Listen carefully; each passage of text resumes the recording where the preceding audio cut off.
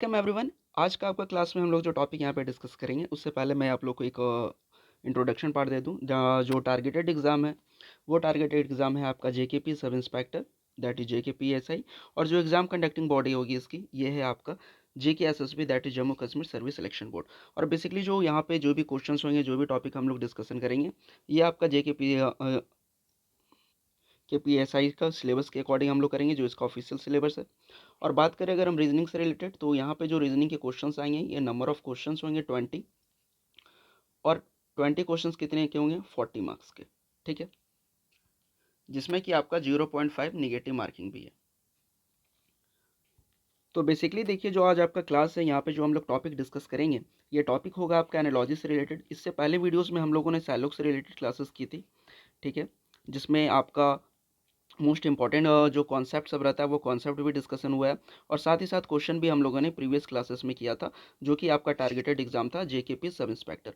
तो जो भी कैंडिडेट्स इंटरेस्टेड हैं, क्योंकि यहाँ पे आपको फ्री क्लासेस प्रोवाइड की जाती है रीजनिंग से रिलेटेड, जो टोटली फ्री होगी। और यहाँ पे आप क्वेश्चन रिलेटेड भी हम लोग और बेसिक कॉन्सेप्ट साथ साथ यहाँ पे क्वेश्चन प्रैक्टिस करेंगे।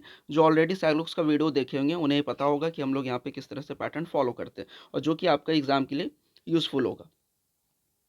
और देखिए, जो कैंडिडेट्स इंटरेस्टेड है तो वो कमेंट सेक्शन में कमेंट कर सकते हैं कि अगर बेसिक से उन्हें पढ़ना है तो उसके लिए भी हम लोग फ्री क्लासेस ही रखेंगे, जो उन कैंडिडेट लोग के लिए भी ये इजी हो। तो आज का आपका क्लासेस है एनालॉजी। क्लासेस में एनालॉजी से रिलेटेड और भी क्लासेस होंगे। बेसिकली इस क्लासेस में हम लोग कुछ बेसिक कॉन्सेप्ट देखेंगे, एनालॉजी के टाइप्स देखेंगे, और साथ ही साथ क्वेश्चंस भी प्रैक्टिस करेंगे। तो फर्स्ट ऑफ ऑल एक बेसिक आइडिया ले लेते हैं, that what is analogy. Analogy मतलब आप सिंपल समझिए कि कुछ क्वेश्चंस में आपको क्या रहेगा कि सेम लॉजिक फॉलो हो रहा होगा, सेम लॉजिक फॉलो हो रहा होगा, और उस लॉजिक के बेसिस पे हमें फाइंड करना है नेक्स्ट। ठीक है, analogy is a sequence of term in which the semantic series next term is determined by the first determining the similarities। ये आप सिंपल कह सकते हैं कि दोनों में जो सिमिलैरिटीज होगी उसके बेसिस पे हमें नेक्स्ट सिमिलैरिटीज जो है फाइंड आउट करनी होगी between the two terms that come after it. Semantic analogy is another name for analogy thinking. अब देखिए, बात करें हम एनालॉजी से रिलेटेड ना, तो एग्जाम में क्या होता है कि अगर आपका एनालॉजी का कॉन्सेप्ट आपको अगर एग्जाम में आप समझ गए कि क्या लॉजिक है, अगर आप लॉजिक इजीली फाइंड कर लिए तब तो क्वेश्चंस आपके लिए काफ़ी इजी होता है। अगर आप इजीली फाइंड नहीं कर पाए तो यही एनालॉजी का क्वेश्चंस आपके लिए नेगेटिव मार्किंग हो जाता है। तो इस टाइप से बचने के लिए हम लोग क्या करेंगे यहाँ पे कि जो भी यहाँ पे कॉन्सेप्ट है, या जो भी यहाँ पे मैं अभी जो एसएससी का एग्ज़ाम हुआ है उसमें जो भी यहाँ पे पैटर्न देखे गए हैं एनालॉजी से रिलेटेड, और जो भी रिलेवेंट एग्ज़ाम में आपका जो पैटर्न यहाँ पे देखे गए हैं एनालॉजी से रिलेटेड, वो सभी हम लोग यहाँ पे डिस्कस करेंगे। और साथ ही साथ हम लोग जो टाइप्स होते हैं एनालॉजी से रिलेटेड कि कौन से टाइप्स ज़्यादा इंपॉर्टेंट है, उस चीज़ पे भी फोकस किया जाएगा। तो कम्प्लीटली ये कहने का है कि जो भी कैंडिडेट यहाँ पे जेकेपी सब इंस्पेक्टर से रिलेटेड इंटरेस्टेड है, तो उनके लिए ये फ्री क्लासेस है रीजनिंग से, और यहाँ पे हम लोग सभी सिलेबस कवर करेंगे रीजनिंग से रिलेटेड। तो अगर आप चैनल पे नहीं तो चैनल को प्लीज़ सब्सक्राइब कर दें जल्द से जल्द अपडेट के लिए। और हाँ, साइलोक्स की भी जो सिलोजिज्म का जो टॉपिक रहता है, जो काफ़ी कैंडिडेट के लिए ये रहता है कि काफ़ी कंफ्यूजिंग टॉपिक है, तो ये इसका भी फ्री क्लासेस ऑलरेडी प्रोवाइड कर दिया गया है। तो जो कैंडिडेट नहीं देखे वो भी जाके देख सकते हैं। इस क्लास में बेसिकली हम लोग एनालॉजी से रिलेटेड डिस्कस करेंगे। तो बेसिकली देखिए, जब भी आप एनालॉजी से रिलेटेड या बात करें हम लोग कोडिंग डिकोडिंग से रिलेटेड, आप जब भी ये चैप्टर स्टार्ट कर रहे हैं तो most important thing is that कि आपको यहाँ पे अपोजिट लेटर्स, और बात करें हम यहाँ पे alphabetical value, alphabetical positional value, आपको यहाँ पे पोजिशनल वैल्यू आपको यहाँ पे पता होना चाहिए। अब अपोजिट लेटर्स क्या है, तो जैसे कि हमें पता है कि ए टू जेड में अल्फ़ाबेटिकल ऑर्डर में अगर हम देखें तो यहाँ पे क्या हो गया आपका A B C D E F G H I J K L M. ठीक है, बाकी ये आपका जो भी है वो भी क्या मतलब K L M N O P Q R S T, वो जो भी आपका जेड तक है। तो अपोजिट लेटर्स ए का क्या होता है, यहाँ पे जेड होता है। ये ऑलरेडी मैंने काफ़ी क्लासेस में डिस्कशन किया। बी का वाई होता है, शॉर्ट ट्रिक भी इसका बताया है। सी का आपका क्या होता है, सी का आपका एक्स होता है, डी का आपका डब्ल्यू हो जाता है, ई का आपका हो जाता है वी हो जाता है, एफ का बात करें हम लोग तो एफ का आपका क्या हो जाता है, एफ का आपका हो जाता है यू। आप इसे शॉर्ट फॉर्म फन से भी याद कर सकते हैं, बाकी बॉय का बी ओ वाई से भी, और बाकी भी सबके हैं, जैसे सी एक्स का आप इस तरह से याद कर सकते हैं, कॉक्स या क्रैक्स, ठीक है, ड्यू, ईवी का इवनिंग, फिर जी और का अपोजिट क्या होता है टी, तो यहाँ से आप याद कर सकते हैं जी टी रोड। एच का अपोजिट एस हाई स्कूल से याद कर सकते हैं, आई का अपोजिट आर इंडियन रेलवे से, जे का opposite Q that is jungle queen, फिर के का अपोजिट पी, एल का अपोजिट ओ और एम का अपोजिट एन। तो इस तरह से अपोजिट लेटर का भी कॉन्सेप्ट एनालॉजी में देखने को मिलता है। अल्फ़ाबेट एनालॉजी से रिलेटेड या नंबर बेस एनालॉजी जो रहता है उसमें आपको ये अपोजिट लेटर्स का कॉन्सेप्ट ज़रूर देखने को मिलता है। तो ये भी आपको कॉन्सेप्ट याद रहना चाहिए, और ऑलरेडी मैंने काफ़ी क्लासेस में बताया है कि इस तरह से आप किस तरह जो है कॉन्सेप्ट याद कर सकते हैं। फिर हम बात करें अल्फ़ाबेटिकल पोजिशनल वैल्यू की, तो अल्फ़ाबेटिकल पोजिशनल वैल्यू से अगर हम रिलेटेड बात करें आपका यहाँ पे, तो जैसे ए का 1 होता है, बी का 2 होता है, सी का आपका 3 होता है, डी का आपका 4 होता है, तो इस तरह से भी आपका जेड तक होगा, ठीक है। अब बात करें कि अगर आपको अल्फ़ाबेटिकल वैल्यू याद नहीं है तो कुछ जो है नियरेस्ट का लोकेशन वाला, जैसे अगर आप जी का याद कर लिए तो जी को कैपिटल में अगर हम जब लिखते हैं तो यहाँ पे आता है, अब देख रहे हैं 7 का सिंबल थोड़ा आता है, तो इस तरह से आप याद कर सकते हैं कि जी का अल्फ़ाबेटिकल वैल्यू 7 हो गया। टी का हमें इजीली याद हो सकता है T20 मैचेस से कि टी का अल्फ़ाबेटिकल वैल्यू 20 होता है। फिर वही हम देखिए I2R, तो इससे क्या होता है, आई का अल्फ़ाबेटिकल वैल्यू 9 और यहाँ पे 2 आप मल्टीप्लाई कर दोगे तो आर का 18, तो दैट मीन्स 9 इंटू 2 18 होता है और आर का भी अल्फ़ाबेटिकल वैल्यू 18 होता है, और यहाँ से हमें ये भी पता चल जाता है कि आई का अपोजिट जो है आर है। यहाँ पे ऑलरेडी हम लोगों ने अभी देखा। देखिए बेसिकली मैं आपको इसलिए ये बता रहा हूँ अल्फ़ाबेटिकल पोजिशनल वैल्यू और अपोजिट लेटर्स, क्योंकि जो भी एग्जाम है आपका, आपका रीजनिंग के पॉइंट ऑफ व्यू से रीजनिंग पार्ट में आपका बहुत ही इंपॉर्टेंस रहता है एनालॉजी से रिलेटेड, साइलॉग्स और ब्लड रिलेशंस, ठीक है। ये ऑलरेडी मैंने क्लासेस में आपको डिस्कस कर चुका हूँ। और भी अगर हम ट्रिक से बात करें तो आपको एक कीवर्ड याद रखना होगा, दैट इज EJOTY।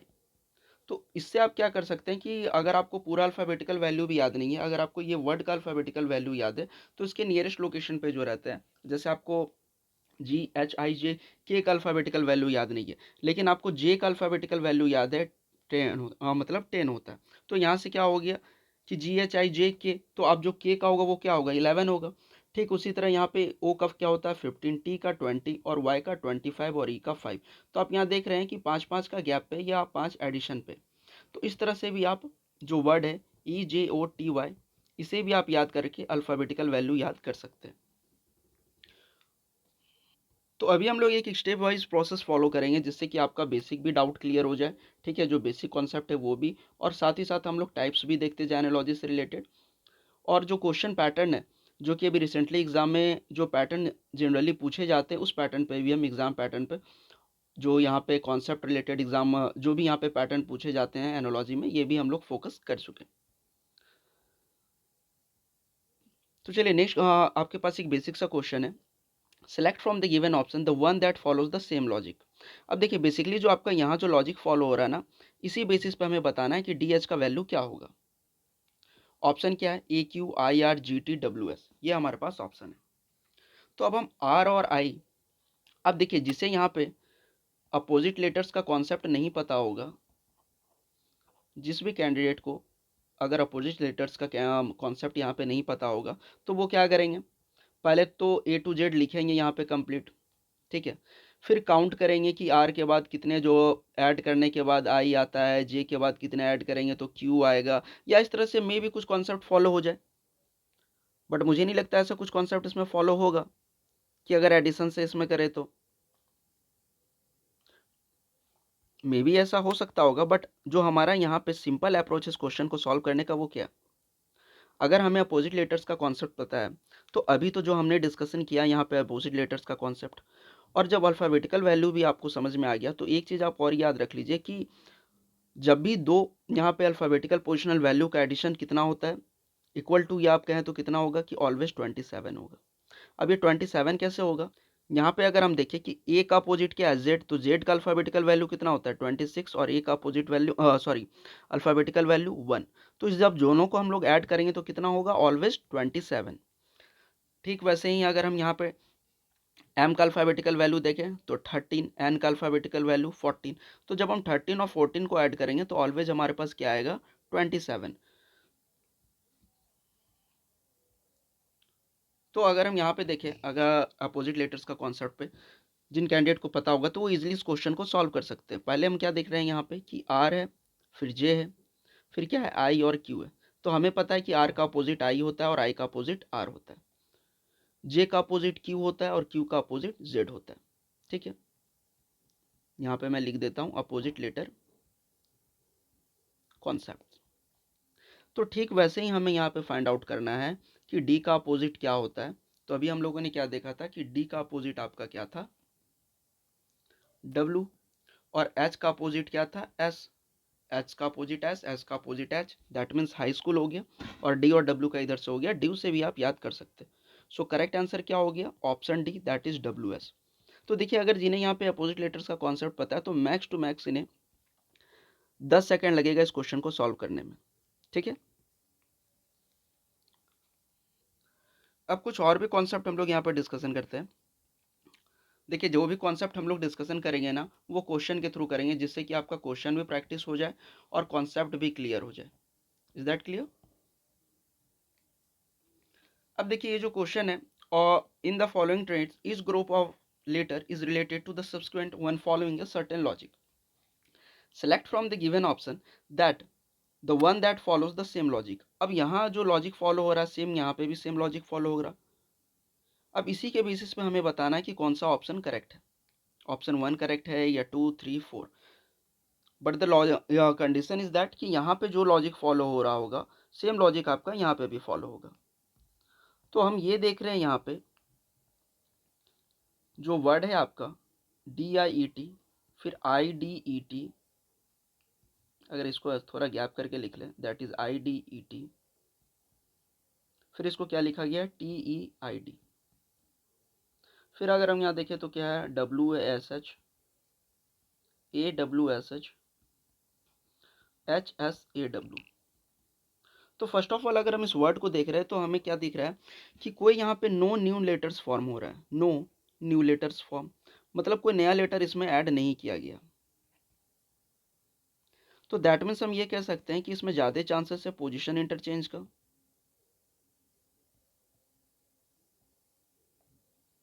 या फिर अकॉर्डिंग टू अल्फ़ाबेटिकल वैल्यू क्या हो रहा होगा, या तो इंक्रीज हो रहा है या डिक्रीज हो रहा होगा। ठीक है, ये भी एक प्रोसेस है आप इसे करेक्ट वे में सॉल्व करने का।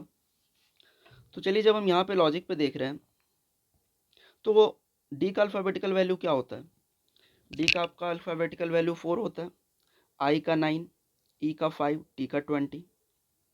तो हम यहाँ पे देख रहे हैं आई का कितना है 9 है, फिर है डी, फिर ई, फिर 20। तो ना यहाँ इंक्रीजिंग ऑर्डर में ना डिक्रीजिंग ऑर्डर में, दैट मीन्स पोजीशन इंटरचेंज हो रहा है।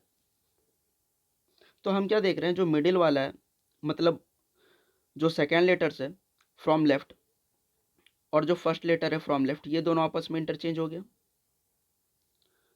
और ये दोनों लास्ट के जो लेटर्स है वो दोनों एज इट इज पोजिशन पे।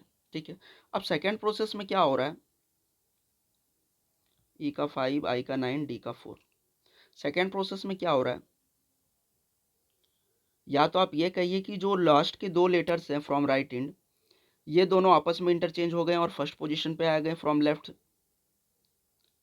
या फिर हम सिंपल लॉजिक से अगर हम देखें तो क्या हो रहा है कि जो फर्स्ट था वो आपका कहाँ पे आ जा रहा है सेकेंड लास्ट में, जो सेकेंड था वो लास्ट में आ रहा है, और जो फर्स्ट है ये आपका आ जा रहा है, जो लास्ट में था वो फर्स्ट में आ जा रहा है, किसमें जो सेकेंड प्रोसेस आया था। अभी जो फाइनल प्रोसेस में आने में तो हम सेकेंड प्रोसेस जो आया है IDET इसी को फॉलो करेंगे। तो इसमें हम क्या देख रहे हैं जो आपका ई जो आपका क्या है सेकेंड इंड है राइट इंड से, तो लेफ्ट इंड में फाइनल में क्या आ गया है सेकेंड आ गया है लेफ्ट इंड से, यहाँ देखिए राइट इंड से। इस तरह से भी आप इसे याद कर सके, मतलब कॉन्सेप्ट समझ सकते हैं।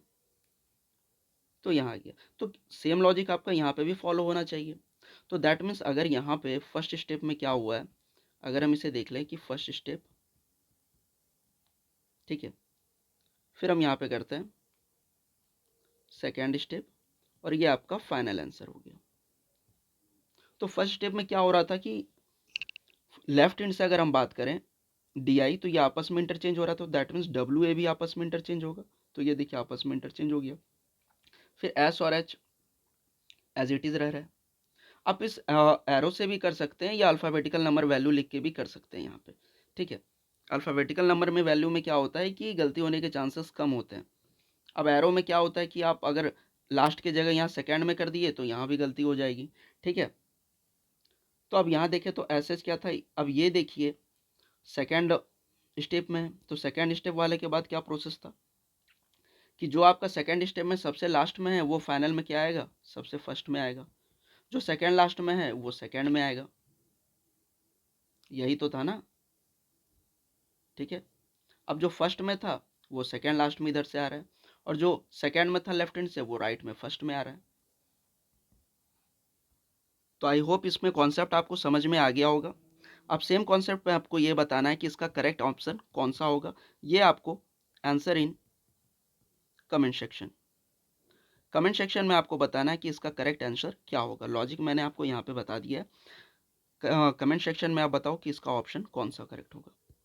और अगर हम बात करें यहाँ पे एनालॉजी से रिलेटेड, तो एनालॉजी से रिलेटेड अगर हम टाइप से बात करें तो ये भी है, अभी वीडियोज़ के बीच में हम लोग ये डिस्कस करेंगे कि किसके कितने टाइप्स हैं और कितने तरह के टाइप्स आपके एग्ज़ाम पॉइंट ऑफ व्यू से इंपॉर्टेंट है, और जो कि आपका एसएससी एग्ज़ाम में भी इंपॉर्टेंट है। इस चीज़ को भी हम लोग यहाँ पे फोकस करेंगे। नेक्स्ट क्वेश्चन है, देखिए, select the option that is related to the third number in the same way as the second number is related to the first number. Questions का लॉजिक ये कह रहा है कि जो फर्स्ट नंबर और सेकेंड नंबर में लॉजिक है, या आप यह कह सकते हैं कि इसे अगर हम फर्स्ट नंबर मान लें और इसे हम सेकेंड नंबर मान लें, तो यहाँ जो लॉजिक फॉलो हो रहा है इसी बेसिस पे आपको बताना है कि यहाँ पे आपका क्या आंसर होगा। और लॉजिक में जो लगना चाहिए वो ऑप्शन में भी आपका आना चाहिए। अब ये नहीं कि देखिए जो यहाँ लॉजिक है 15 और 25, तो 15 में हम सिंपली ऐड कर रहे हैं 10 तो आपका 25 आ जा रहा है, बट 24 में अगर हम 10 ऐड कर रहे हैं तो that is 34, but 34 is not in option, not in an option, ये ऑप्शन में आपका नहीं है। तो दैट मीन्स ये लॉजिक आपका फॉल्स है। तो अब ये बेसिकली इस टाइप के पजल, जो इस टाइप के जो क्वेश्चंस रहते हैं, इसे हम लोग क्या करते हैं, इसे हम लोग कहते हैं नंबर बेस्ड एनालॉजी, ठीक है। अभी हम लोग जो टाइप्स यहाँ पे देखेंगे, अभी तो आपको मैं जस्ट एक एग्जाम्पल दे रहा हूँ कि नंबर बेस्ड एनालॉजी कैसा होता है, किस तरह के पैटर्न फॉलो होते हैं, लेटर बेस्ड एनालॉजी कैसे होते हैं, ठीक। फिर आपको एनालॉजी में और भी यहाँ पे टाइप्स मिलेंगे जो कंट्री कैपिटल्स पे रहेंगे, करेंसी बेस्ड रहेंगे, करेंसी बेस्ड दैट मीन्स जैसे इंडिया का करेंसी है रूपी, ठीक है। इस तरह से आपको यहाँ पे दे देगा रशिया, और उसका यहाँ पे आपको ऑप्शन में दे देगा। तो इस तरह से आपका भी एनालॉजी पूछा जाता है, कंट्री कैपिटल्स पूछे जाएंगे। फिर सिनोनिम्स एंटोनिम्स बेसिकली यहाँ पे देखा नहीं जाता, सिनोनिम्स एंटोनिम्स आपको डिफेंस रिलेटेड एग्जाम में ज़्यादा फोकस किया जाता है एनालॉजी पार्ट में। और फिर आपका बात करें letter based analogy, number based analogy, जो भी हम लोगों ने डिस्कशन किया, ये सब पॉइंट जो है आपका एनालॉजी ज़्यादा एग्जाम पॉइंट ऑफ व्यू से इंपॉर्टेंट है। तो बात करें इस क्वेश्चन पे अगर हम, तो यहाँ पे क्या है 15 और 25, और यहाँ पे आपका 24। अब हम ये देख रहे हैं कि 15 और 25 दोनों आपका 5 के टेबल पे, क्योंकि एडिशन का कॉन्सेप्ट तो यहाँ पे फॉलो नहीं हो रहा है।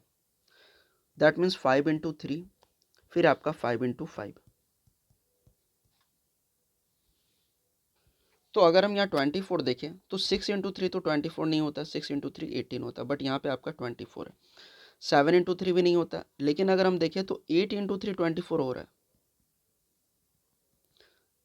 तो लॉजिक के अकॉर्डिंग अब अगर 8 इंटू 3 24 कर दिए, तो अब यहाँ नेक्स्ट नंबर क्या होना चाहिए आपका, नेक्स्ट नंबर आपका ये होना चाहिए 8 इंटू 5। सेम ही नंबर को हम 3 से मल्टीप्लाई किए और 5 से मल्टीप्लाई किए फर्स्ट पार्ट में, तो सेकेंड पार्ट में अगर यहाँ 24 है तो 24 5 के बाद अगर आप 3 से भी अगर आप देखोगे तो 3 से 8 हो जा रहा है यहाँ पे, ठीक है। तो फिर यहाँ पे आपका लॉजिक जो है फॉलो ये यहाँ पे नहीं हो पाएगा। लेकिन अगर हम 5 के बाद से नंबर देख रहे हैं तो 6 इंटू 4 तो 24 हो रहा है, लेकिन यहाँ पे क्या है 3 है तो 8 इंटू 3 24 हो रहा है। अब सेम नंबर को यहाँ पे 3 से मल्टीप्लाई किए तो according to logic same number को हम 5 से भी मल्टीप्लाई करेंगे तो 8 into 5 40। That means correct answer is option A. तो ये टाइप का क्वेश्चन जो बेसिकली होता है ये नंबर बेस्ड एनालॉजी रहते हैं। Now move to the next question. अभी हम लोग आगे चल के ये भी क्वेश्चन डिस्कशन करेंगे कि आपका टिप्स एंड ट्रिक्स, ठीक है। फिर अभी जो हम लोगों ने डिस्कशन किया कि कितने टाइप्स होते हैं इसको भी हम लोग यहाँ पे अच्छे से डिस्कशन करेंगे क्योंकि ये आपका एनालॉजी का फर्स्ट पार्ट है।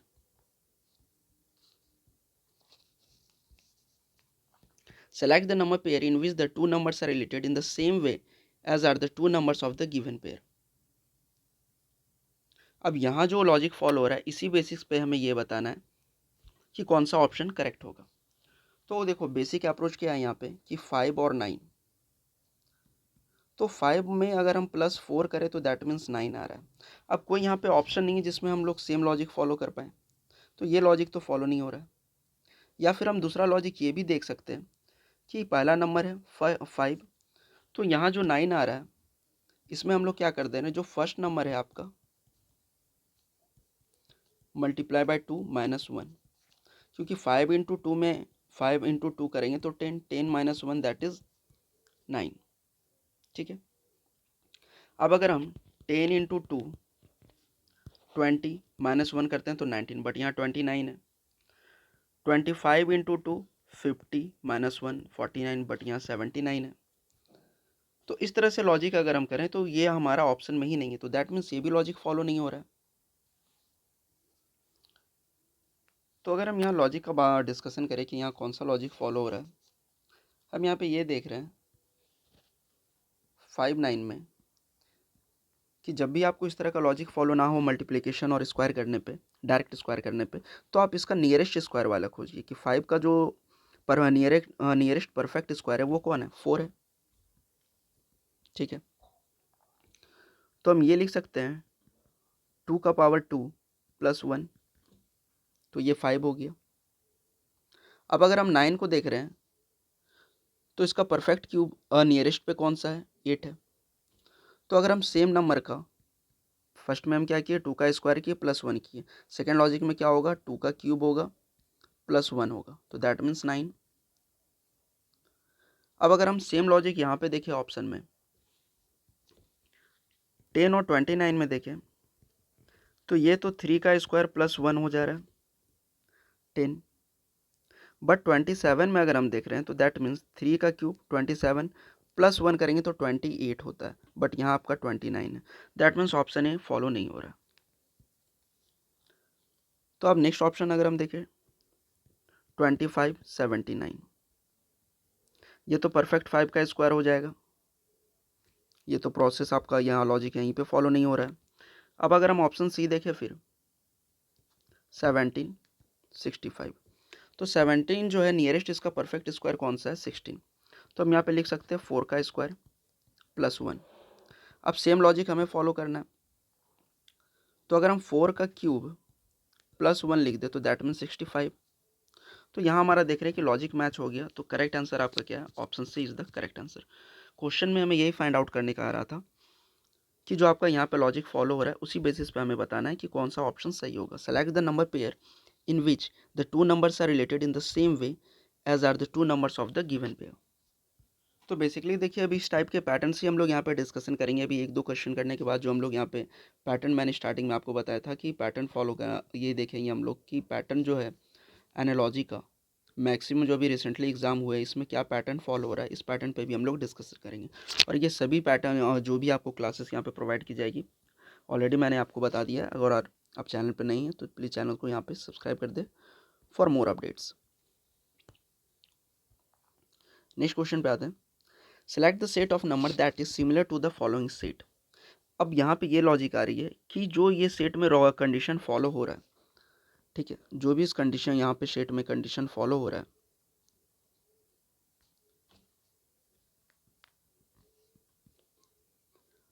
उसी के बेसिस पे आपको यहाँ पे आंसर देना है कि यहाँ पे कौन सा ऑप्शन करेक्ट है। Is that clear? तो अगर हम पहले यहाँ पे बेसिक अप्रोच लगाते हैं तो 10 और 9 में अगर हम देख रहे हैं तो क्या हो रहा है, +9 हो रहा है। ठीक है, अब 9 और 32 में अगर हम देख रहे हैं तो +13 हो रहा है। तो ये लॉजिक थोड़ा हमें ये लग रहा है कि 9 से डायरेक्ट 13 आ रहा, तो हो सकता है इसमें कि 9 में फिर +4 हुआ, फिर 13 हुआ हो। अभी हम जो बेसिक अप्रोच है, अभी हम यही बेसिक अप्रोच फॉलो करेंगे। अब अगर हम ऑप्शन में देखते हैं क्या ये बेसिक अप्रोच हमारा फॉलो हो रहा है, तो क्या है आपका 5 है, 14 है, 39 है। अब 5 में +9 करना है तो 14 तो हो रहा है। अब अकॉर्डिंग टू लॉजिक 9 में +4 करना है, दैट इज 13। बट 14 में अगर हम 13 ऐड कर रहे हैं तो हमारा क्या आता है, 27 आता है, ना कि 39 आता है। तो ये ऑप्शन आपका फॉलो नहीं हो रहा है। अभी हमें ये नहीं पता है कि ये लॉजिक फॉलो हो रहा है या नहीं। ठीक है, नेक्स्ट पे देखते हैं 12, 25। तो 12 में अगर हम +9 करेंगे तो ये 25 तो होगा नहीं, ये यहीं पे फॉल्स हो गया। फिर आपका ऑप्शन सी है 3, 7, 10। यहाँ पे भी अगर 3 में हम +9 करेंगे तो कितना आएगा, 12, बट यहाँ पे आपका मिडिल में 7 है, ये भी फॉलो नहीं होगा। अब हम ऑप्शन डी देखें, 7, 13, 23। तो अगर हम यहाँ पे भी देख रहे हैं 7 और 13 में, तो 7 में अगर हम 9 ऐड करेंगे तो 13 नहीं होगा, लेकिन 7 में अगर हम 4 ऐड कर रहे हैं तो 13 हो रहा है। तो क्या सेम लॉजिक यहाँ पे +4 इसमें ऐड करना होगा, +4 में, तो दैट मीन्स 8। सॉरी, यहाँ पे क्या आएगा आपका 6 आएगा। ठीक है, 7, 4, 11 होता है ना, यहाँ पे 7 और 4 यहाँ पे 11 होता है, बट यहाँ पे क्या है 13 है। ठीक है, वो बेसिकली मैं प्रीवियस क्वेश्चन वाला कॉन्सेप्ट आ रहा था अभी याद में। तो 7 और 13 है तो प्लस क्या हो गया यहाँ पे 6, तो that means 13। But according to logic तो हम यहाँ पे 9 फॉलो कर रहे थे। अगर हम यहाँ पे अभी 9 फॉलो करें तो 13 यहाँ पे नहीं आ रहा है, तो दैट मीन्स ये हो सकता है कि या तो ये कॉन्सेप्ट फॉलो नहीं हो रहा होगा। लेकिन अगर हम इसमें ये देख रहे हैं कि 7 में अगर हम 6 ऐड किए तो दैट मीन्स आ गया आपका 13। अब 6 में +4 ऐड करेंगे, मतलब +4 करेंगे इसमें, अकॉर्डिंग टू जो लॉजिक यहाँ पे आ रहा था कि जो 2 नंबर में डिफरेंस आ रहा था, जो हमारा गैप आ रहा था 9, उसमें हम लोग 4 ऐड कर रहे थे। तो 9 था, 9 में 4 ऐड करेंगे तो 13। तो यहाँ पे 7 और 13 में कितना का गैप आ रहा है, 6 का, या हम ये कह सकते हैं कि 7 में 6 ऐड किए तो 13 आया। अब जो 13 है इसमें हम लोग क्या कर रहे थे यहाँ पे ऐड, अगर हम लोग यहाँ पे 10 ऐड कर दे तो 23 आ रहा है, बट ये लॉजिक यहाँ पे फॉलो नहीं हो रहा है। हमें इस लॉजिक के बेसिस पे चलना है कि यहाँ जो आपका लॉजिक दिया है इसके अकॉर्डिंग बताना है कि यहाँ पे आपका करेक्ट आंसर क्या होगा। तो अगर हम 13 में, फिर अगर हम इस लॉजिक के बेसिस पे देखें कि 6 में अगर हम लोग यहाँ पे ऐड 4 कर रहे हैं तो 10 हो रहा है, ये तो 10 आ रहा है ना, 6 + 4। अब +4 कैसे हुआ, इस लॉजिक के बेसिस पे कि जो फर्स्ट 2 नंबर का जो डिफरेंस कह सकते हैं यहाँ पे, अगर वो यहाँ पे उसमें हम लोग 4 ऐड कर दें तो जो जितना रिजल्टेंट आएगा वो सेकेंड नंबर में ऐड होने के बाद आपका थर्ड नंबर के इक्वल हो रहा होगा। लॉजिक क्या है, फिर से आपको एक्सप्लेन करते हैं कि फर्स्ट नंबर और सेकेंड नंबर के बीच में जो गैप आ रहा है दैट मीन्स, या आप ये कह सकते हैं कि डिफरेंस तो कितना आ रहा है 9 का। अब इस 9 में 4 ऐड किए तो कितना हो गया 13। तो ये 13 हम लोग मिडिल नंबर में ऐड किए, या आप कह सकते हैं सेकेंड नंबर में, तो जो रिजल्टेंट हमारा है थर्ड नंबर वो आपके इक्वल होगा। लॉजिक यही है। अभी से हम लोग ये देख रहे थे कि सब में 9 ऐड करना था, तो अगर हम यहाँ पे भी देखते हैं कि 5 में +9 यहाँ पे हम कर रहे हैं 9, तो 14 तो आ रहा है, लेकिन 14 में जो आ रहा है 9 में अगर फिर +4 कर रहे हैं तो दैट मीन्स 13, तो ये तो आपका फॉलो नहीं हो रहा था। फिर से हम ऑप्शन बी देखते हैं कि अगर 12 में यहाँ पे 25 कर रहे हैं तो दैट मीन्स 12 में +13 कर रहे हैं तो 25, यहाँ तो कोई दिक्कत नहीं है। लेकिन इस 13 में अगर हम क्या कर रहे हैं 4 ऐड कर रहे हैं तो क्या हो जा रहा है 17। अब 25 में अगर हम 17 ऐड कर रहे हैं तो यहाँ तो क्या आ जा रहा है 42, बट यहाँ 49 है, तो ये भी लॉजिक फॉलो नहीं हो रहा है। सी में भी अगर हम देखें तो 3, 7, 10, तो 3 में +4 कर रहे हैं तो 7, ठीक है। अब जो यहाँ जो गैप है इसमें भी तो हमें 4 ऐड करना होगा, तो दैट मीन्स 8। अब ये 8 हम किस में ऐड करेंगे, मिडिल नंबर में, तो 7 + 8 क्या होता है 15, बट हमारा थर्ड नंबर है 10, तो ये भी ऑप्शन फॉलो नहीं हो रहा है। तो करेक्ट आंसर क्या हो गया आपका, करेक्ट आंसर हो गया ऑप्शन डी। आई होप ये लॉजिक आपको समझ में आया होगा, और अगर आपको डाउट है तो आप कमेंट सेक्शन में कमेंट कर सकते हैं। नेक्स्ट क्वेश्चन क्या है, select the option that is related to the third in the same way as the second term is related to the first term. जो भी टाइप के क्वेश्चंस हम लोग डिस्कशन कर रहे थे वही आपका लॉजिक है यहाँ पे भी। तो देखो बेसिकली अगर हम देखें, अगर इसे हम सिंपल अप्रोच से देखें तो सिंपल हम ये कह सकते हैं कि 6 में हम मल्टीप्लाई 3 करेंगे तो 18 आएगा, लेकिन अगर हम 14 में मल्टीप्लाई 3 करते हैं तो क्या 42 है, but 42 is not in an option. तो ये लॉजिक आपका यहाँ पे फॉलो नहीं हो रहा। तो अब क्या लॉजिक फॉलो हो रहा, तो देखो जब भी इस टाइप के लॉजिक में आप फंसो कि यहाँ पे आपको सिंपली दिख रहा है कि एक नंबर को मल्टीप्लाई कर रहे हैं तो आपका रिजल्टेंट आ जा रहा है या जो भी आंसर आ रहा है आपका, बट अगर हम सेम लॉजिक दूसरे में कर रहे हैं तो ऑप्शन में ही वो काउंट नहीं हो रहा, मतलब वो ऑप्शन में नहीं दिया हुआ, और नन ऑफ दिस भी आपका नहीं है ऑप्शन में गिवन। अगर नन ऑफ दिस यहाँ पे रहता तो हम ये कह सकते थे कि लॉजिक ये बिल्कुल सही था, मल्टीप्लाई 3 वाला जो भी हम लोग डिस्कस कर रहे थे। तो इस केस में क्या होगा, मैक्सिमम केस में क्या होता है कि इसमें जो फर्स्ट नंबर रहता है ना, मान लो 6 ये फर्स्ट नंबर है, 18 आपका सेकेंड नंबर है, ठीक है। तो first number multiply first number divided by 2। तो देखो आप फर्स्ट नंबर क्या हमारा 6, फर्स्ट नंबर 6 है, डिवाइड 2 से करो तो 3, तो 18 आया।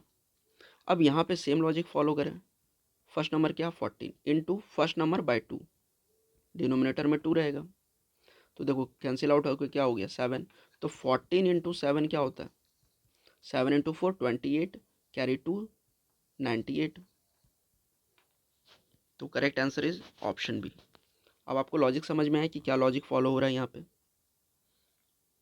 तो बेसिकली आपको इस टाइप के लॉजिक को फॉलो करना है, और इस टाइप के क्वेश्चन जनरली अभी यहाँ पे पूछे जा रहे हैं एग्जाम में। अब बात करते हैं टिप्स एंड ट्रिक्स एनालॉजी से। आई होप अभी तक सबको यहाँ पे आइडिया हो चुका होगा कि एनालॉजी होता क्या है, किस तरह के क्वेश्चंस पूछे जाते हैं, कॉन्सेप्ट को कैसे इंप्लीमेंट करता है। तो देखो जो भी टिप्स एंड ट्रिक्स एनालॉजी से रिलेटेड है कि आपको जो लॉजिक है, आप तभी कॉन्सेप्ट और लॉजिक आप फाइंड आउट कर पाओगे जब आप क्वेश्चन प्रैक्टिस करोगे, स्टार्टिंग फ्रॉम बेसिक। और बात करें हम यहाँ पे टाइप से रिलेटेड, टाइप्स में दूसरा स्लाइड में क्या, चलिए दूसरा स्लाइड में नहीं है, बात करें अगर हम टाइप से रिलेटेड तो अभी फिर से डिस्कस कर देते हैं, that is number based analogy, letter based, फिर आपका जीके बेस्ड एनालॉजी भी आता है, फिर आपका सिनोनिम्स एंटोनिम्स आएगा। जनरली आपके एग्ज़ाम में ये ज़्यादा नहीं पूछा जाएगा, और अगर पूछा भी गया तो बहुत इजी होगा वो, ये रेयरली आपका डिफेंस रिलेटेड एग्ज़ाम में पूछा जाता है। फिर हम बात करें यहाँ पे नंबर लेटर का मिक्सअप रहेगा, ठीक है, सिंबल लेटर भी हमको देखने को मिल सकता है एग्ज़ाम में। बेसिकली यही रहता है आपका कि सिमिलैरिटीज़, आप सिंपल समझो कि सिमिलैरिटीज़ हमें फाइंड आउट करना होता है, और उसी के बेसिस पे हमें ये बताना होता है कि नेक्स्ट आपका इसका वैल्यू क्या होगा। और भी यहाँ पे जो पैटर्न्स, बेसिकली अगर हम लोग यहाँ पे डिस्कशन करें कि पैटर्न्स जनरली क्या पूछे जाते हैं, अगर आपका अल्फ़ाबेटिकल वैल्यू रहा या आपका सिंपल लेटर बेस्ड रहा, तो सिंपल देखो लेटर बेस्ड अगर रहा तो आपका जनरली जो है ना सिमिलैरिटीज़ हमें देखने को मिलते हैं, या जो लॉजिक हमें देखने को मिलते हैं वो क्या होता है, पोजीशन इंटरचेंज होता है, ठीक है। फिर हम बात करें वॉवेल का अल्फ़ाबेटिकल वैल्यू, या वॉवेल, अभी सिंपल एक वॉवेल कॉन्सोनेंट लेते हैं, फिर अल्फ़ाबेटिकल अब देखो ये सब जो भी कंटेंट है ना, ये सब मैं आपको फ्री में प्रोवाइड कर रहा हूँ, ठीक है। तो बस आप क्लास से कनेक्ट रहिए और बाकी शेयर कीजिए अपने फ्रेंड सर्कल में भी। और जो क्वेश्चंस आपसे पूछा जा रहा है होमवर्क में, उसका आप कमेंट सेक्शन करें, उसका आंसर दें आप कमेंट सेक्शन में। तो अगर हम यहाँ पे देखें तो अल्फ़ाबेटिकल वैल्यू इंक्रीजिंग या डिक्रीजिंग ऑर्डर में। फिर आपका यहाँ पे क्या पूछा जाता है, अपोजिशन, हाँ क्या बोलते हैं, अपोजिट लेटर्स, जो कि फर्स्ट क्वेश्चंस में हम लोगों ने कॉन्सेप्ट देखा था। फिर अगर बात करें हम नंबर बेस्ड पे, अगर हम फोकस करें तो क्या होगा, जनरली आपका यहाँ पे पूछा जाएगा, जैसे कि हम लोगों ने देखा इसका फर्स्ट नंबर, स्क्वायर, ठीक है, या फिर आप लिख सकते हैं क्यूब, और उसी में आपका मैथमेटिकल ऑपरेशन, मैक्सिमम का एडिशन सब्ट्रैक्शन होता है, या फिर आपका डिवाइड होगा। मल्टीप्लिकेशन के ज़्यादा चांसेस नहीं होते हैं, क्योंकि इस टाइप के क्वेश्चंस में अगर वो है डिजिट आपका काफ़ी लार्ज हो जाता है। फिर हम बात करें यहाँ पे सिंपली आपका एन स्क्वायर प्लस वन के कॉन्सेप्ट पे आएगा। दैट मीन्स फर्स्ट नंबर अगर आपका 2 है तो आपका दूसरा नंबर क्या कर देगा यहाँ पे 5, ठीक है। तो दैट मीन्स फर्स्ट नंबर हो गया आपका n, तो n का 2 का स्क्वायर क्या हो गया 4 प्लस 1, तो ये आपका आ गया 5। इस तरह के कॉन्सेप्ट भी आपको यहाँ पे पूछेगा, हो सके प्लस की जगह यहाँ पे माइनस हो जाए। तो जनरली इस टाइप के क्वेश्चन ही आपको यहाँ पे एग्जाम में देखने को मिलेगा। और इसके अलावा हम लोग और भी यहाँ पे क्वेश्चन प्रैक्टिस करेंगे, जो कि आपके एग्जाम पॉइंट ऑफ व्यू के लिए इंपॉर्टेंट हो। Now let's move to the next question. अब देखिए नेक्स्ट क्वेश्चन क्या है, select the set of number that is similar to the following set of number 3, 5, 7। अब हमें ये बताना है कि यहाँ पे करेक्ट आंसर इसका क्या होगा। तो देखिए जब भी इस टाइप के क्वेश्चंस पे हम यहाँ पे अगर फोकस करें तो हम यहाँ क्या देख रहे हैं, 3, 5, 7। 3 में 2 ऐड करेंगे तो 5 आएगा, बट 5 में भी 2 ऐड कर रहे हैं तो 7 आ रहा है। ये भी कॉन्सेप्ट हो सकता है। लेकिन अगर हम ये कॉन्सेप्ट यहाँ पे फॉलो करें तो क्या कहीं मैच हो रहा है, कहीं पे मैच नहीं हो रहा है। ये तो लॉजिक आपका फॉलो नहीं हो रहा है। तब ये लॉजिक नहीं फॉलो हो रहा है तो आप यहाँ पे एक पॉइंट आउट कर लो, मतलब मार्क कर लो।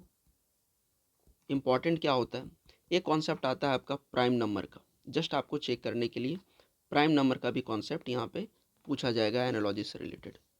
तो वही यहाँ पे, तो देखो कंसेक्यूटिव प्राइम नंबर हम इसे कह सकते हैं, या continue prime number, simple way में बोलते हैं कि कंटिन्यू प्राइम नंबर। तो 3, 5, 7, 3 के बाद प्राइम नंबर 5 आता है, 5 के बाद प्राइम नंबर 7 आता है।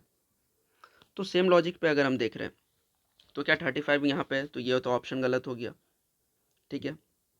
अब देखो यहाँ क्या है, 23 है, 29 है, 31 है, तो क्या ये है क्या कंटिन्यू प्राइम नंबर, नहीं है। फिर यहाँ पे 21 आ जा रहा है, तो ये तो प्राइम नंबर ही नहीं है। लेकिन हम ऑप्शन डी में देख रहे हैं तो 11 के बाद प्राइम नंबर 13, 13 के बाद प्राइम नंबर जो जस्ट आता है वो क्या है 19। तो यहाँ लॉजिक क्या फॉलो हो गया, प्राइम नंबर का concept. Correct answer is option D.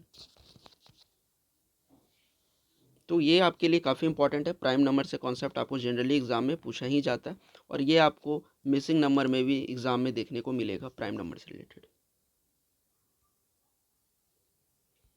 Now move to the next question. Next question क्या है, 23, 136, 45। सेम यहाँ पे पैटर्न है, select the option that is most likely the given set. तो देखो बेसिकली अभी जो जो भी क्वेश्चंस हम लोग यहाँ पे कर रहे हैं, तो तरह तरह के यहाँ पे हम लोग कॉन्सेप्ट देख रहे हैं। अभी हम लोगों ने कॉन्सेप्ट देखा प्राइम नंबर से रिलेटेड, ठीक है। फिर यहाँ पे कुछ टिप्स एंड ट्रिक्स और एनालॉजी से रिलेटेड डिस्कशन किया। फिर यहाँ पे देखा एक और कॉन्सेप्ट देखा कि फर्स्ट नंबर और सेकंड नंबर में किस तरह से यहाँ पे जो कॉन्सेप्ट यूज़ हो रहे हैं मल्टीप्लिकेशन और डिवाइड के। फिर हम लोग यहाँ पे देखे कि सिंपल यहाँ पे एडिशन का कॉन्सेप्ट आ रहा था। तो इस तरह के कॉन्सेप्ट अभी हम लोग और भी प्रैक्टिस करेंगे, जो कि जनरली एग्जाम में पूछे जाते हैं। तो अब देखो अब क्या नंबर है यहाँ पे, 23 है, 136 है, 45 है। देखो जब भी हमें इस तरह का कहीं कुछ पैटर्न मिले कि इस तीनों नंबर की बात करें हम, अगर इसमें कोई एक नंबर ग्रेटर हुआ तो उसमें हम बाकी दो नंबर से ये कंपेयर करेंगे, क्या उस दोनों नंबर को, जो दो नंबर इससे लेस देन है, क्या उस दोनों को एडिशन करने पे हमारा इक्वल टू हो रहा है उस ग्रेटर नंबर पे, या फिर उस एडिशन करने के बाद उसमें मल्टीप्लाई करने का या डिवाइड करने के बाद क्या वो ग्रेटर नंबर का वैल्यू हो रहा है। तो सेम कॉन्सेप्ट है यहाँ पे। तो अगर हम देखें यहाँ पे सबसे ज़्यादा ग्रेटर कौन है, 23, 136 और 45 में 136। अब अगर हम 23 को और 45 को ऐड करें तो 68 हो रहा है, लेकिन हम यहाँ पे क्या 136, तो 68 में अगर हम मल्टीप्लाई 2 कर दें तो दैट मीन्स 136। और अगर हम इसे और समझाने के लिए लिख दें यहाँ पे first number, second number, third number, तो हम ये कह सकते हैं कि first number plus third number का जो रिजल्टेंट आएगा उसमें हम लोग मल्टीप्लाई 2 कर देंगे तो ये आपका किसके इक्वल हो जाएगा, सेकेंड नंबर के इक्वल।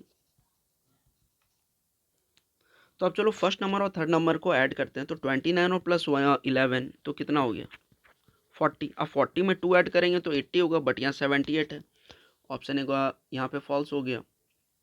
बी में देखें तो 31, 37 तो इंटू 2 करें तो यहाँ 136 है, बट मिडिल में कितना आ रहा है 126, तो ये भी फॉलो नहीं होगा।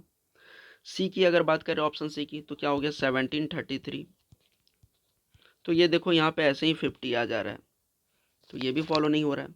अब डी में देखते ये फॉलो होता है या नहीं। तो 19 और 29 को ऐड कर रहे हैं हम, क्योंकि फर्स्ट नंबर 19 है, थर्ड नंबर 29 है, 48। अब जो एडिशन करने के बाद आएगा उसमें हम लोग 2 मल्टीप्लाई करेंगे तो क्या था, सेकेंड नंबर था, दैट मीन्स 96। तो करेक्ट आंसर क्या हो गया, ऑप्शन डी। तो लॉजिक समझ में आ गया कि किस तरह के लॉजिक एग्जाम में जनरली आपसे पूछा जाता है।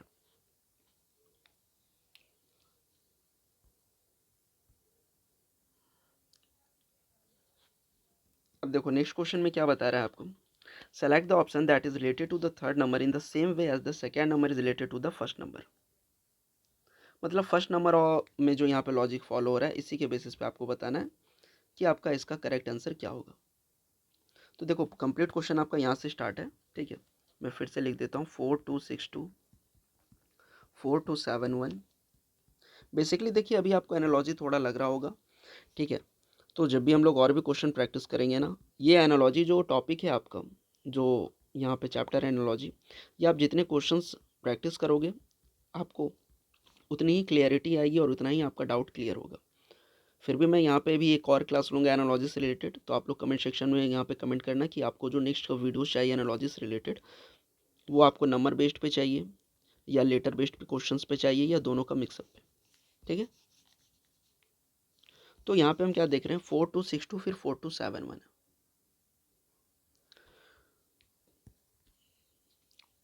तो अगर हम 4262 को इसमें अगर हम ये देखें कि 42 इसमें हमें यहाँ पे ऐड करना होगा। अगर हम सिंपल वे में देखें तो 4262 में या 4262 में हम लोग यहाँ पे अगर 9 ऐड करते हैं तो क्या आ जाता है 4271। तो क्या यहाँ भी 9 ऐड करना होगा, तो ये देखो ऑप्शन में ही नहीं है, तो दैट मीन्स ये लॉजिक फॉलो नहीं हो रहा है। अब क्या लॉजिक यहाँ पे हम देख सकते हैं, तो अब हम यहाँ पे ये लॉजिक देखेंगे क्या यहाँ पे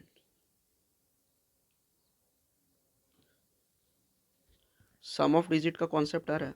अब सम ऑफ डिजिट क्या है, मतलब जो फर्स्ट नंबर है इसका आपस में सम कर दो, तो 4 + 2 + 6 + 2 ये जो डिजिट है पूरा, तो कितना हो गया 14 हो गया। सेम कॉन्सेप्ट अगर हम यहाँ पे देखिए 4271,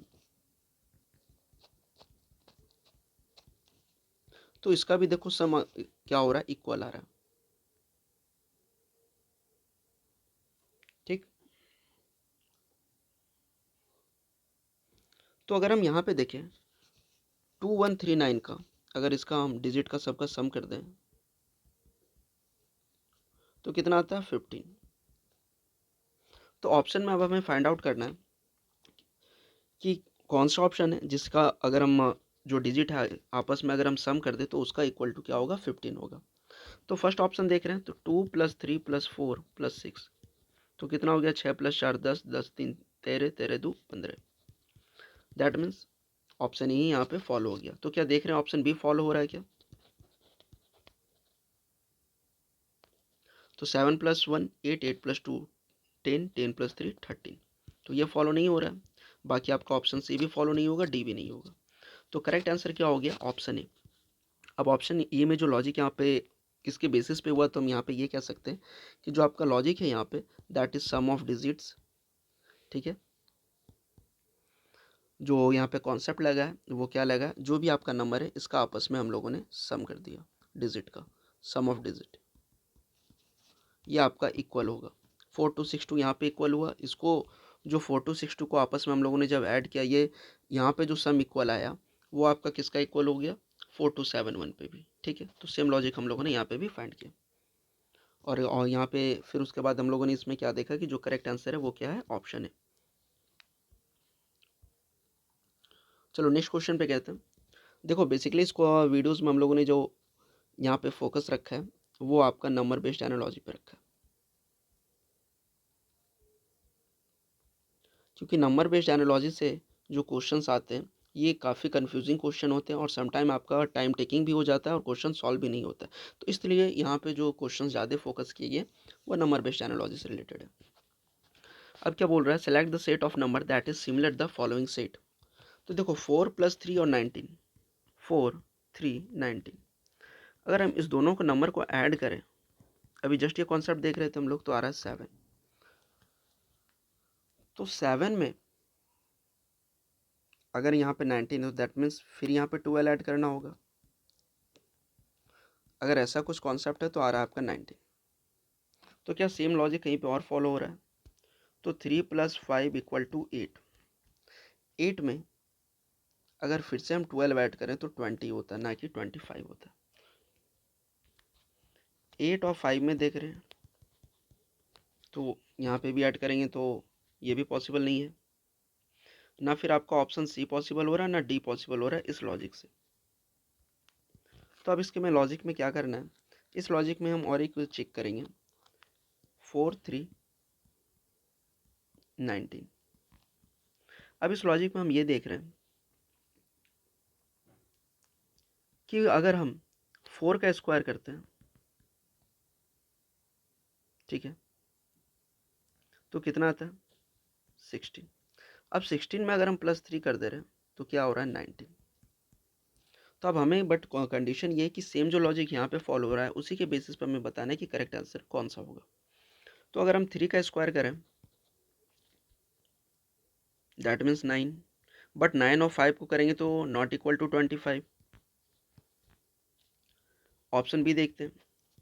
8 का स्क्वायर 64, फिर 64 + 5, तो ये तो 69 होगा, बट यहाँ 96 है, ये भी ऑप्शन फॉलो नहीं करेगा। ऑप्शन सी अगर हम देख रहे हैं तो सी का स्क्वायर दैट इज 36। 36 में कितना ऐड होगा? 4, दैट मीन्स 40। तो करेक्ट आंसर क्या हो गया? Option C is the correct answer. Logic यहाँ पे क्या हो रहा था, अगर हम इसे फर्स्ट नंबर मान लें, इसे सेकेंड नंबर और इसे आपका थर्ड नंबर, तो दैट मीन्स फर्स्ट नंबर का square plus second number equal to third number, ये आपका लॉजिक फॉलो हो रहा था। और इसी टाइप का लॉजिक देखिए अभी जस्ट हम लोगों ने यहाँ पे डिस्कशन किया था टिप्स एंड ट्रिक्स वाले में, ये देखिए एन स्क्वायर वाले में कॉन्सेप्ट में। ठीक है, स्क्वायर क्यूब का होगा, इस तरह से नंबर एनालॉजी पे ज़्यादा फोकस किया जाता है।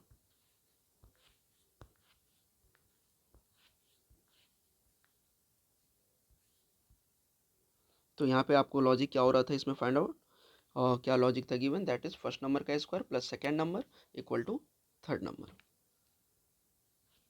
चलिए हम नेक्स्ट क्वेश्चन पे आते हैं। Select the option that is related to the third number in the same way as the second number is related to the first number. Question आपका यहाँ से स्टार्ट है 23 138 17।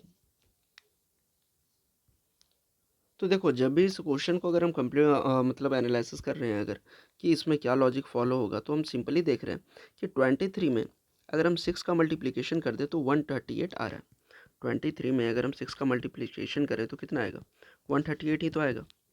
तो क्या 17 में सेम नंबर से मल्टीप्लाई करने पे आपका मतलब लॉजिक फॉलो हो जाएगा?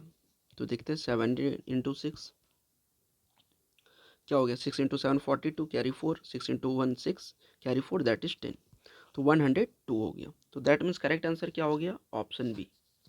यहाँ सिंपल लॉजिक लगा था, फर्स्ट नंबर में हम ये कह सकते हैं मल्टीप्लाई किए 6 का तो आ गया आपका resultant that is second number.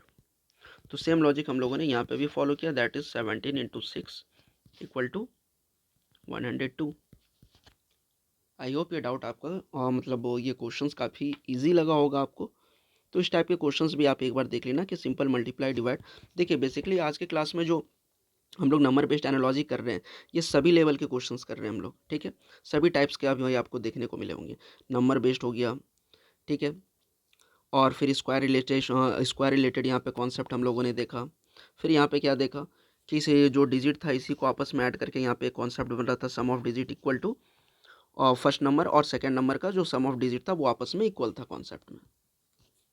फिर यहाँ पे क्या कॉन्सेप्ट में देखा कि फर्स्ट नंबर और थर्ड नंबर को जो कि आपका दोनों स्मॉलर है सेकेंड नंबर से, तो इस दोनों को जब हम ऐड कर रहे हैं और उसमें मल्टीप्लाई 2 कर रहे हैं, तो इस तरह का कॉन्सेप्ट भी हम लोगों ने यहाँ पे देखा नंबर बेस्ड एनालॉजी में। प्राइम नंबर का कॉन्सेप्ट देखा, ये मोस्ट इंपॉर्टेंट है। फिर हम लोगों ने टिप्स एंड ट्रिक्स पे डिस्कशन किया। फिर आपका डिवाइड वाला भी कॉन्सेप्ट देखा। और अगर हम बात करें यहाँ पे that is an square plus 1 वाला कॉन्सेप्ट ऑलरेडी अभी आपको डिस्कशन किया गया। फिर हम बात देखें यहाँ पे तो जो अपोजिट लेटर्स और इंटरचेंज पोजीशन इंटरचेंज का कॉम्बिनेशन से रिलेटेड जो क्वेश्चंस है यहाँ पे, और फिर जो डायरेक्ट अपोजिट लेटर से क्वेश्चंस पूछे गए थे, ये सभी हम लोगों ने यहाँ पे डिस्कशन किया जो कि आपके पॉइंट ऑफ व्यू से और एग्ज़ाम के पॉइंट ऑफ व्यू से इंपॉर्टेंट है। सभी क्वेश्चंस, सभी कॉन्सेप्ट यहाँ पे इंपॉर्टेंट है जो कि आपके लिए काफ़ी यूज़फुल होंगे। तो ये क्वेश्चन सभी हम लोगों ने डिस्कशन किया था। ओके, ये आज आपका लास्ट क्वेश्चन था। तो चलिए, थैंक यू फॉर वॉचिंग, मिलते हैं नेक्स्ट क्लास में। और अगर आपको वीडियोस यूज़फुल लगा तो आप वीडियोस को प्लीज़ लाइक कर दें। थैंक यू फॉर वॉचिंग, और वीडियोस को प्लीज़ लाइक कर दें। इफ़ यू थिंक दैट कि वीडियोस आपके एग्ज़ाम पॉइंट ऑफ व्यू के लिए बहुत इंपॉर्टेंट है तो चैनल को सब्सक्राइब कर दें यहाँ पे, और वीडियोस को प्लीज़ लाइक और शेयर कर दें। थैंक यू फॉर वॉचिंग, मिलते हैं नेक्स्ट क्लास में। जो आपका ये टारगेटेड एग्ज़ाम था, ये आपका JKP sub inspector JKP SI, और नेक्स्ट क्लासेस में हम लोग एनालॉजी से रिलेटेड ही डिस्कशन करेंगे। और जो भी होमवर्क मिला था आपको, जो क्वेश्चंस पूछा गया था, आपको आंसर करना है कमेंट सेक्शन में। या आप और भी यहाँ पे एनालॉजी से रिलेटेड क्वेश्चंस चाहते हैं कि और भी क्वेश्चन सेशन किया जाए, तो वो भी आप कमेंट सेक्शन में बता सकते हैं। Thank you for watching.